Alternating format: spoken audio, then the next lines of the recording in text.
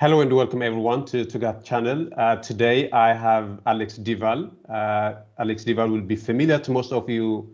He's the Executive Director of the World Peace Foundation and also a research professor at Tufts University in the United States of America. He was on our show about a year ago, so most of you will be familiar with him from his articles and from the things that he has been saying about Ethiopia. Is one of the, I would say, the most intelligent source of commentary on Ethiopia, at the very least for the past 2 years. And this is a conversation that I have been looking forward to. And thank you for joining me today, Alex. It's a pleasure, though it is always sad to reflect on the terrible circumstances. And I must start by just offering my condolences and commiserations to all those who are suffering and dying in this senseless war and this savage famine, and all those who have not got news of their friends and relatives in Tigray. Yes, it's very sad indeed.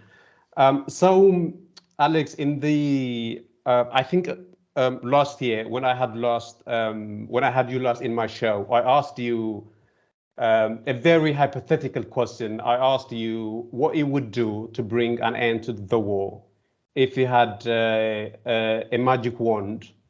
And you told me that you would bring all the belligerents to a room, and then you would make them understand that war is not the way to solve, and that they should sit down and find a peaceful resolution.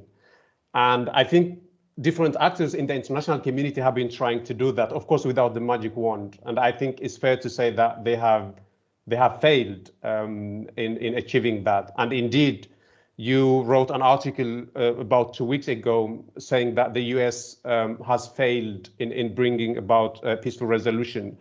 Why do you think is it that the international community has miserably failed in achieving that?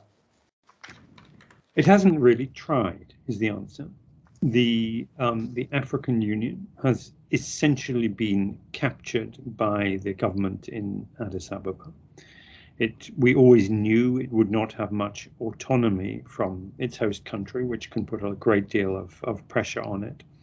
And that is what we've seen. We've seen General Olusegun Obasanjo in post as the High Representative of the African Union Commissioner for 13 months, during which time he has not managed to achieve a single face-to-face meeting between the parties. He has been extremely lackadaisical, clearly partisan, and the suspicion lingers that his agenda is really to smooth the way for the Ethiopian government, hand in hand with the state of Eritrea, to impose a settlement on Tigray at the point of a gun. This reality was, I think, recognized by the United States. But the US efforts have been extremely low level and half-hearted, and they've been even lower level and less than half-hearted since the war in Ukraine began. So the issue of the war in Ethiopia has essentially been delegated to the Africa department in the Department of State, where it has not been handled in an energetic, impartial, or even professional manner. And one of the consequences of that is that the preliminary understandings, even agreements that were reached between the government of Tigray and the federal government of Ethiopia in meetings, face-to-face meetings facilitated by the United States, have not been kept. The promises have been broken, and there has been no penalty on the government of Ethiopia for breaking those promises. So at the moment, the diplomatic channels are pretty much at a dead end. The African Union is talking about inviting the parties to peace talks in South Africa in about a week's time. But there's no evident serious preparation for those peace talks. And it will be very surprising to me if they're handled in an impartial, credible, robust, serious manner. Yeah, indeed. I think you will have read that Mike Hammer now is I think in South Africa or Kenya, trying to summon as much support as possible to the African Union. They still seem to believe the US and the European Union, and we'll come later to the text that you have annotated, powerful text that you have created last week. But he, at the very least, Mike Hammer seems to be trying to convince African countries to support Olusegun Obasanjo. What is your sense of what he's trying to do now? Is it going to be a case of business as usual, or you think he will have learned some lessons and is trying new things now? We shall see. I mean, if if you were to take an ABC of mediation, the A is that the mediator needs to be accepted by both parties, and General Obasanjo has not been accepted by the government of Tigray. And that in any normal scenario of conflict resolution, he would be removed.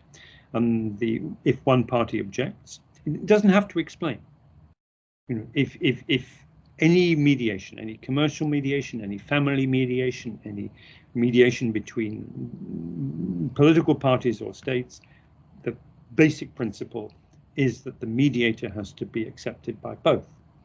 And if that's not the case, it's very unlikely that the mediation is going to proceed. The US government and the government of Tigray were very clear in their formulation that it was an African Union-led mediation, and that the question of who would, within the African Union, who would lead it, this has not been resolved. African Union-led means that there would be Africans in the lead, mandated in some manner by the African Union institutions, notably the Peace and Security Council.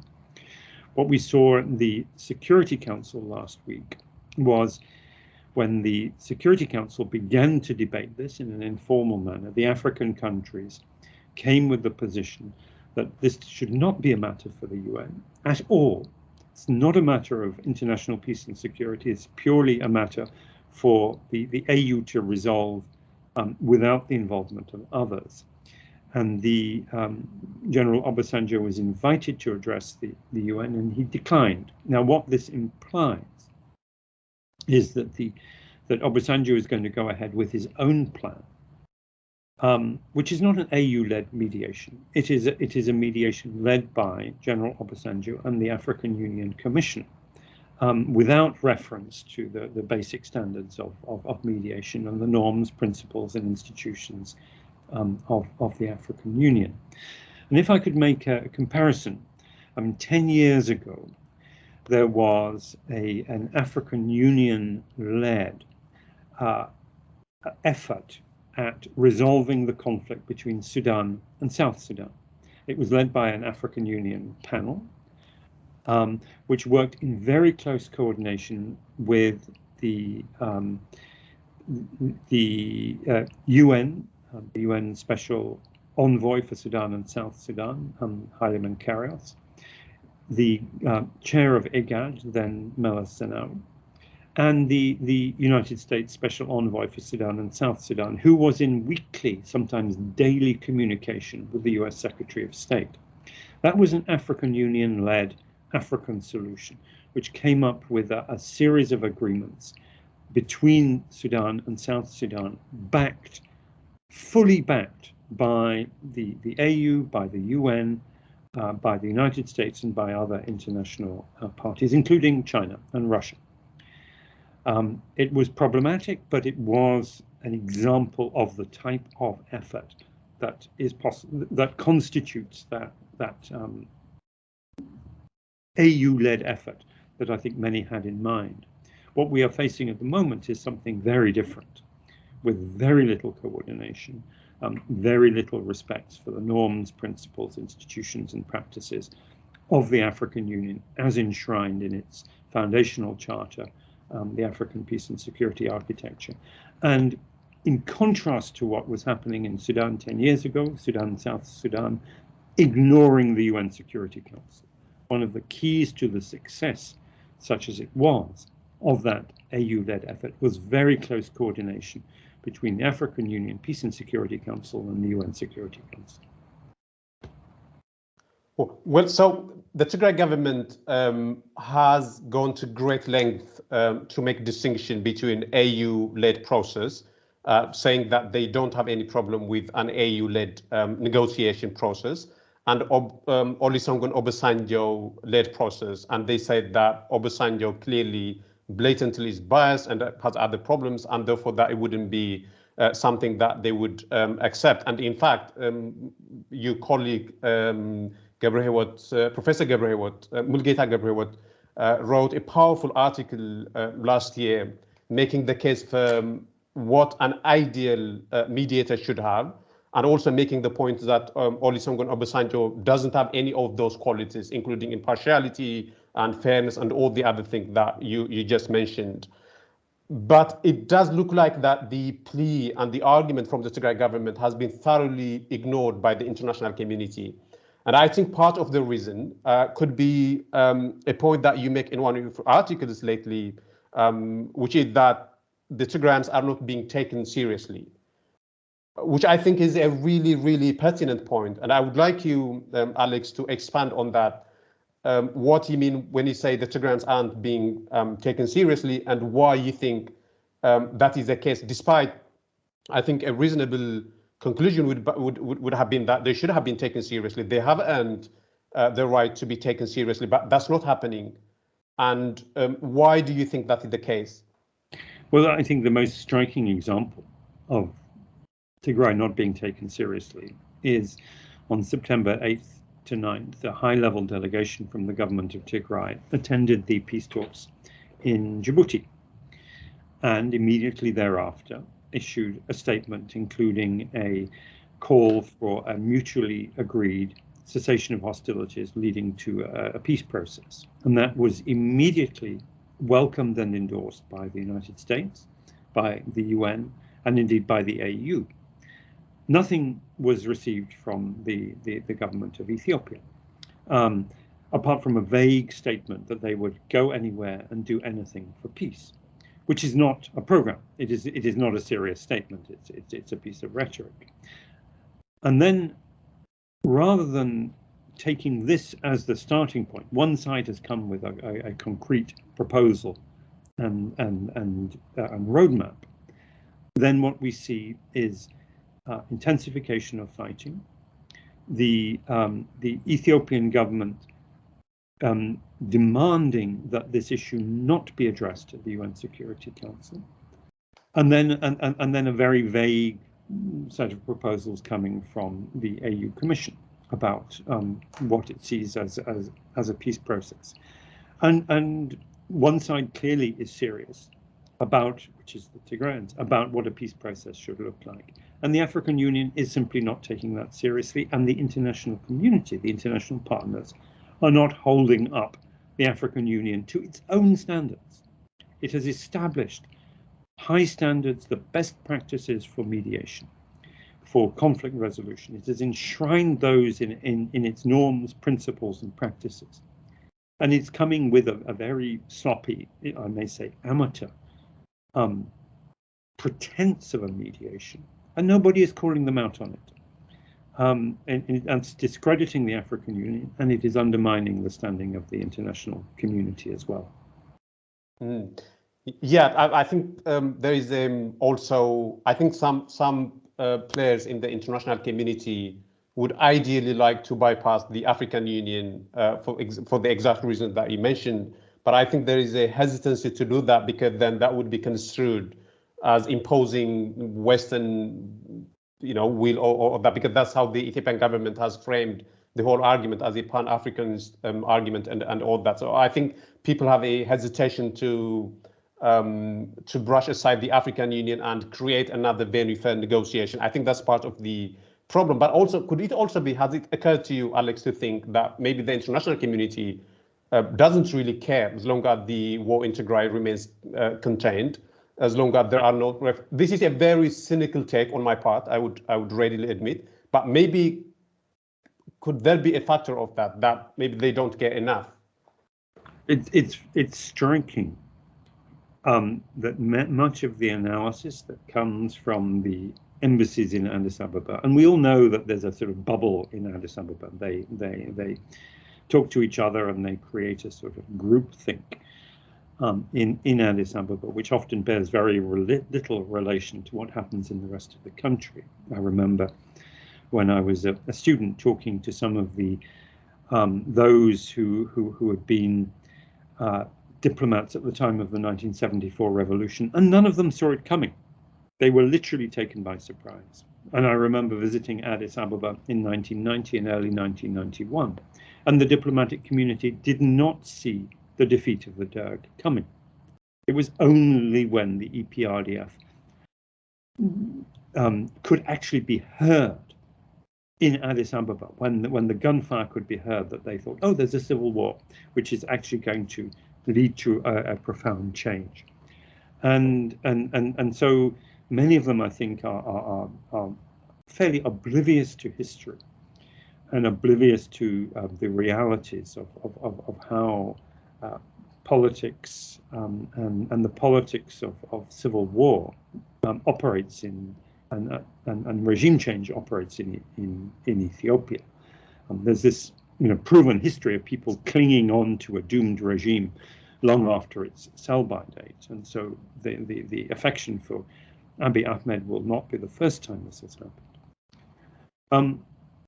I think there's also a sense, a misreading of the realities. I suspect that one of the things that's happened is the intelligence capabilities of Western nations have been switched off. They've been switched elsewhere, particularly to Ukraine, obviously. So they're not, fully aware of the scale of, first of all, the military buildup during August and the fighting. They seem to be oblivious to that. And so the narrative, the dominant narrative, is that Tigray will submit. Well, we know after this, 5 weeks of intense fighting, that hasn't happened, and there's no sign of it happening. And if it were to happen, there is we can see what the consequence would be, because we know who is running the war, and it's being run out of Asmara. And yet there is an extraordinary combination of overlapping blind spots there as to the realities of what is happening in Tigray and the north of Ethiopia, and the role of Eritrea. And it is as though the diplomats who are assigned to this only see their particular part of the issue. They cannot stand back and see the whole thing and where it is leading. Well, yeah, interesting that you mentioned intelligence. One of the points that Mike Hammond made in one of his last press conferences was that the US had satellite imagery showing that there was buildup of Eritrean troops alongside the Tigrayan border. And of course, the US hadn't said anything until denying the involvement of Eritrea became impossible, not least because the Ethiopian government also readily conceded, or at the very least, they didn't officially deny that Eritrea was involved. So what seems to be happening to me that they actually have the intelligence, they are switched on, but they don't, for some reason, some of the reasons you mentioned, don't want to act on the intelligence that they have. And also related to Eritrea, it looks like they are trying to toe 2 lines. On the one hand, they seem to be suggesting that Isaias and Eritrea are integrated at the invitation of Abiy. But on the other hand, and you pointed that out in one of the texts that you annotated, the Ethiopian officials seem to be telling foreign diplomats that they can't really do anything with Eritrea. Eritrea is on its own. What is your sense of what is happening in terms of Eritrea and in terms of the understanding of foreign envoys about Eritrea? They seem to be holding to contradictory views in my reading. I think none of the foreign diplomats have truly faced the reality of Eritrea. Over the years, there's either been a tendency just to look away from Eritrea as a problem too difficult to solve, or to pretend that it is not what it is. and to ignore the well-known history, the record of Isaias Afwerki as a totalitarian, as a destabilizer, etc. And those errors of analysis are now becoming inescapable. And there is anybody who is aware of the record of Isaias and the way that he handles political and military affairs, and who is aware of the fact that a huge portion of the Ethiopian National Defense Force is now under the direct command and control of Asmara, has to recognize that something has gone terribly wrong on the assumption that Abiy is the good guy who was perhaps led into a unfortunate alliance with the bad guy Isaias. It's not like that. Isaias is running the show, and Abiy has willingly put his military capabilities at the disposal of Isaias, and if they were to prevail, it is Isaias who will prevail. Abiy will be his pawn. That decision was taken many weeks ago, when those troops were deployed under Eritrean command before the eruption of fighting on the 24th of August. Well, I think Isaias is running the show is a good way of putting the whole thing. But then it raises an interesting question, which is that one of the theories that many people seem to be advancing to explain why there is kind of hesitancy on the part of the international community to push for Abiy to negotiate with the Tigrayans is because Abiy has promised a lot in terms of liberalization of Ethiopia to the international community. He has opened up a very lucrative market to different international actors. Because of the promise that he has made to them, they would like to keep him at any cost. And one of the costs they are ready to pay is the total destruction of Tigray. If that means that Abiy will be salvaged and kept.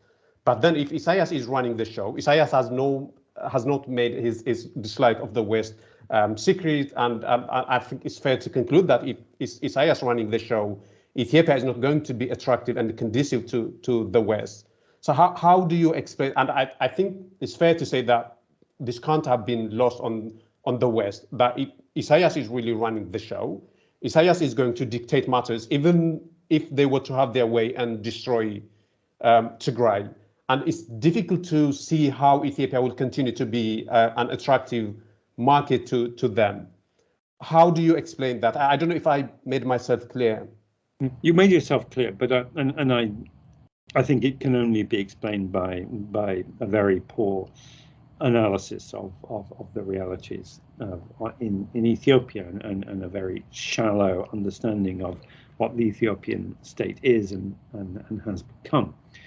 I think the logic of this war is that it is a war that, unless it is stopped by some very, very powerful international diplomatic intervention, which is not in prospect at the moment, the logic of the war is it will be resolved when at least one, possibly two, possibly all three of the parties is destroyed. And the three parties are Eritrea, Tigray, and the federal government. And what we see now is that the federal government is essentially has no foundation. What are the pillars of government? Well, one is the core pillar of any government is the control over the means of violence. The state in Ethiopia has lost that. It has lost that definitively. And restoring that is going to be extraordinarily difficult. It's lost it because the main instrument of the federal government for using violence is now in the hands of Eritrea. And the other instruments are in the hands of the regional governments, be they the Amhara regional state, which is itself fragmented, the Oromos, which are themselves fragmented, etc. So that pillar of the state has gone. And it's that impact has not yet been felt in Addis. The economic viability of the state is perhaps not gone, but extremely precarious now. I mean, it has lost that developmental capability that it had until a few years ago. It is losing the administrative structure, the integrity of its basic institutions. And rebuilding those is going to be remarkably difficult. I mean, the reality is, and this is what the Eritrean leadership, was saying some 20, 25 years ago. They were saying Ethiopia is destined to be like Congo. They called it an overdressed Zaire after the time when the regime of Mobutu Sese Seko in Zaire collapsed and Congo followed. And that is becoming a self-fulfilling prophecy. And so of those three, my argument would be that we are headed very rapidly towards state failure in Ethiopia. Now, the question is, what does that state failure look like? There are different scenarios for it. But unless it is arrested very soon, that future is inescapable. And then the question then is if the Ethiopian federal institutions are really ceasing to function in anything but name. Then which of the two will stand, Eritrea or Tigray? That is the fight. And if Eritrea prevails, we know what that entails. If Tigray prevails, then it's likely that Eritrea will collapse. And then, but in prevailing, we don't know what the human and political cost will be to Tigray. So we could see a situation in which there is no credible, no workable political authority anywhere in this region. And that is a totally foreseeable and logical outcome of the current trajectory. Well, I think we'll come back to the nature of the state failure in Ethiopia now in a minute. But before that, I would like to ask you something that's kind of personal to you. Following the murder of Siyum Mesfin, the former foreign minister, and his comrades, you wrote a powerful eulogy, but also you paid tribute to the kind of thing that he had done in terms of bringing Ethiopia to the fore diplomatically, in terms of finding a workable balance with Sudan, for instance, in the Al-Fashaga Triangle, and all other things that he had done. But you also made a call to the international community saying that the murder of a former foreign minister is not a small matter, and that should wake up the international community as to the severity of the cruelties and atrocities that were being committed.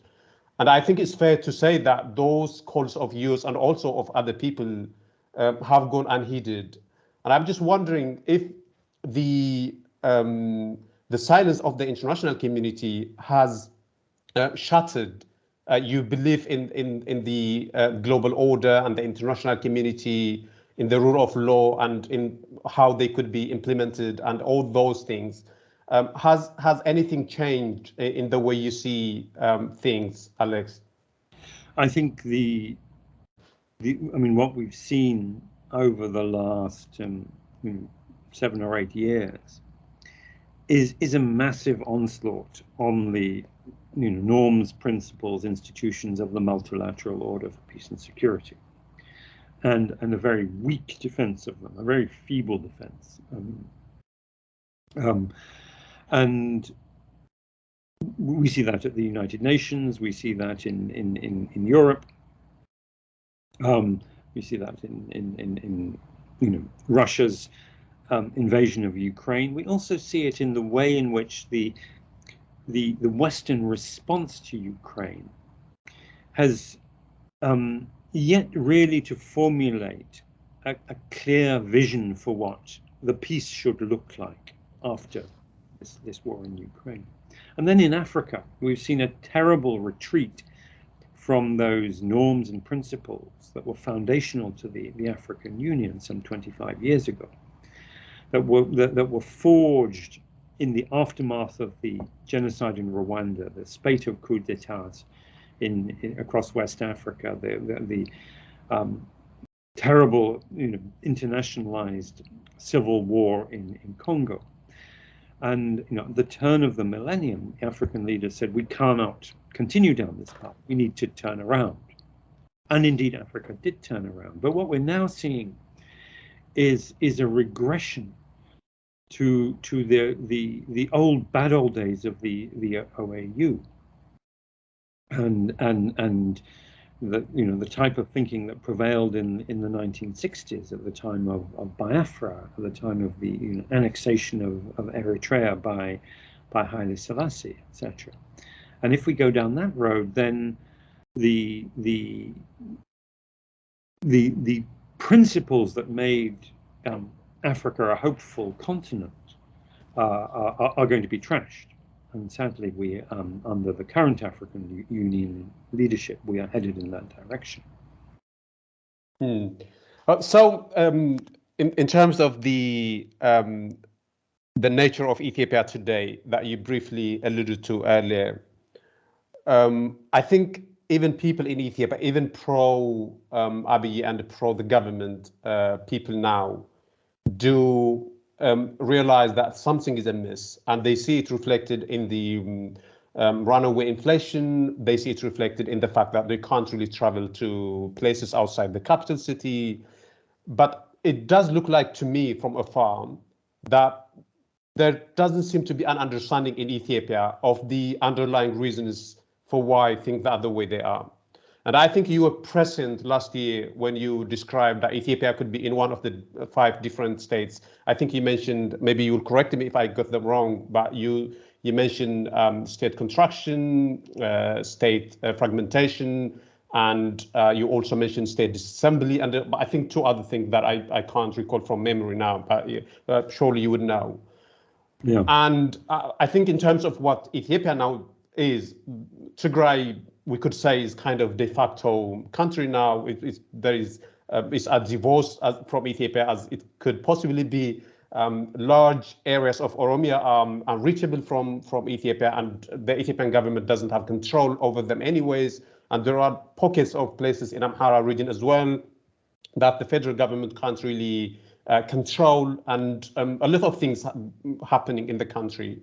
So where would you think Ethiopia as a country in relation to the different categorizations you described is? Well, I think the basic error of analysis of so many in the diplomatic community is to mistake the continuity of a leader with the viability of the state. So, and this has happened before. I mean, the classic example being Siad Barre in Somalia after his defeat in the Ogaden War in 1978, stayed in power and presided over and indeed engineered the collapse of the Somali state. And there are other examples of leaders who have instrumentalized disorder and collapse in order to stay in power, Mobutu Sese Seko being one. And yet, the diplomatic formula is always, oh, we must stick with this man because the alternative is chaos, not realizing that actually this is what is generating the chaos, or refusing to recognize that and refusing to put in place the mechanisms that could actually save the country. This lesson has not, it seems, been learned. And Abiy Ahmed is a case in point. He was his mission of dismantling everything that came before, some of which certainly needed to be dismantled. But to dismantle something is not to build an alternative, and he hasn't built an alternative. Now, now I've said repeatedly, and you've said that Ethiopia is on the trajectory towards collapse. Now, what does that mean? And it's remarkable that over the last year we have not seen anyone in the international community that is engaged in Ethiopia, with the sort of the intellectual resources that go into the types of political economic analysis that are standard for embassies, for aid missions, for the World Bank, and so on. No one has addressed the question, that this challenge that I made in July of last year. What does the state collapse in Ethiopia look like? And as you say, I outlined different scenarios, of which I suggested the most likely one, based on the history of Ethiopia, is state contraction, whereby the state is essentially no more than the capital city and a few other enclaves. Presumably the transport corridor to Djibouti and one or two other places like air bases and so on. And historically, there are many precedents for this. Emperor Menelik in 1906 was described in one sentence as being an absolute despot, and the other sentence as having no authority that extended more than one checkpoint outside Addis Ababa. And one can imagine, Abiy being in that mold, and Menelik, of course, was seen as a great emperor, a great leader, and Abiy could build the beautiful palaces like Menelik did, and portray himself to the world without having really any institutional administrative authority beyond the capital city and a few other places like the transport corridor to Djibouti. That's perfectly plausible.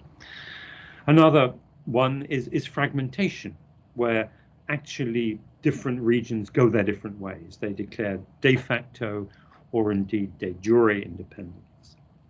We could have a situation in which one of the regions of Ethiopia is actually very powerful and cohesive, and the Addis Ababa and the federal government is actually a sort of a client or a dependent upon that. That could be, if the Amhara region were to be organized, it could be that.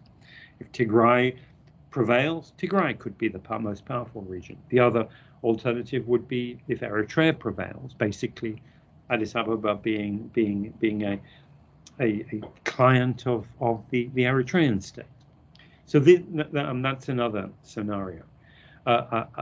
When I talk about state disassembly, that's different from fragmentation. Fragmentation is like what happened in Yugoslavia, or the former Soviet Union, with different parts breaking away. Disassembly means that different functions of the state are assumed by different actors. So the financial element could be assumed by patrons from the Middle East, such as the Emirates, combining with international financial institutions to maintain a semblance of a functioning economy with one or two sort of prize projects. The security sector could go in a different direction. That would be state disassembly, and these are just hypotheses, conjectures, things to stimulate our thinking about the future of Ethiopia. Likely it would resemble something that has elements of all of those. Yeah. Well, Alex, I wish we could go for longer, but I know you're on a tight schedule, so I'll have to let you go. But before I do that, just one more final question.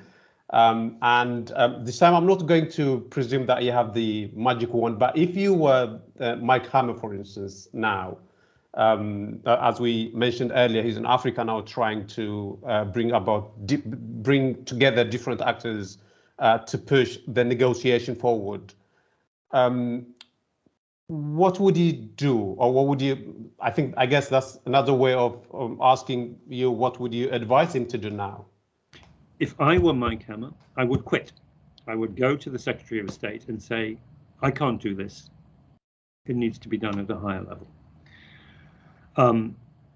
Because Mike Hammer simply is not got the backing from the highest levels of the US administration that is necessary for him to